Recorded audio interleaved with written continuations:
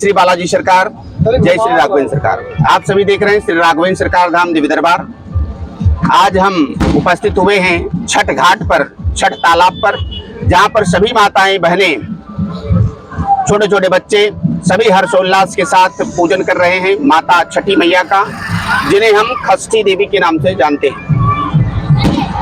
इस व्रत को बड़ी ही कठिनाई के साथ गुजर करके सभी माताएं एवं बहनें इस व्रत को करती हैं। बड़े ही हर्षोल्लास के साथ इस व्रत को किया जाता है।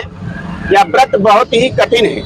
इस व्रत के विषय में जिसने जान लिया उसे संतत सुख अवश्य प्राप्त होगी, संतान सुख अवश्य प्राप्त होगा। विगत कई बार आपने दंत कथाओं में सुना होगा, पौराणिक कथाओं में सुना होगा, किसी जमाने में प्रियंबद नाम के राजा रहा करते थे। प्रियंबद नाम के राजा और उनकी पत्नी बड़े ही हर्षोल्लास के साथ, बड़े ही खुश मिजाजी के साथ राज करते थे, परंतु उन्हें किसी प्रकार की संतान नहीं थी। संतान प्राप्ति के लिए राजा ने विचार विमर्श कर महर्षि कश्यप के आश्रम पहुंचे। महर्षि कश्यप ने पुत्रेष्टि यज्ञ करवाया। पुत्रेष्टि यज्ञ करवाया। पुत्रेष्टि यज्ञ के माध्यम से उन्हें संतान प्राप्त हुई। 9 माह के बाद मालिनी के गर्भ से संतान उत्पन्न हुई और संतान मरी हुई उत्पन्न हुई। संतान के मर जाने से राजा बड़ी दुखी हुई, मालिनी भी बहुत दुखी हुई और उस संतान को लेकर के वह राजा शमशान घाट पहुंचे और शमशान घाट में जब उसका देह संस्कार करने जा रहे थे तभी मां भगवती का प्राकट्य हुआ, जिन्हें खष्ठी देवी के नाम से जाना जाता है। इस वीडियो को बड़ी ही गहराई से सुनिएगा।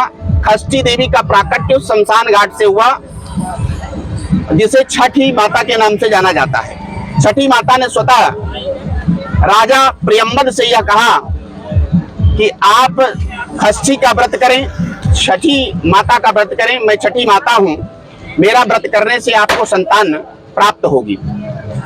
संतान प्राप्त करने के लिए आप हमारा व्रत करें एवं आप सभी श्रद्धालु भक्तों को, सभी जनजातियों तक यह समाचार पहुंचाएं कि यह व्रत क्या है और क्या फल दे सकती है। इस व्रत को करने से संतान सुख विशेष प्राप्त होता है। आप सभी यह विशेष नोट कर ले, जिन्हें संतान नहीं है वह छठ का व्रत अवश्य करें और जिन्हें है वह दीर्घायु होगी, निरोग होगी और स्वस्थ होगी छठ पूजन करने से। तो राजा ने इस व्रत का प्रचार किया एवं स्वयं मालिनी और प्रियंबद राजा ने इस व्रत को किया और व्रत करके इस व्रत का फल उन्हें प्राप्त हुआ। 9 माह के बाद उन्हें एक सुंदर बालक पैदा हुआ। सुंदर बालक का प्राकट्य हुआ। वह छठी माता की कृपा से जन्म हुआ। राजा ने जगह जगह इस व्रत का प्रचार किया, जिसे खष्ठी व्रत के नाम से जाना जाता है। आप सभी तालाब पर देख सकते हैं, सभी माताएं एवं बहनें बड़े ही हर्षोल्लास के साथ डूबते हुए सूर्य को अर्घ्य दे रही हैं। एक बार पुनः प्रातः काल ब्रह्म मुहूर्त में उगते हुए सूर्य को इसमें अर्घ्य दिया जाता है। बड़ी ही कठिनाई के साथ, बड़ी ही स्वच्छता के साथ, बड़ी ही साफ सफाई के साथ इस व्रत को किया जाता है।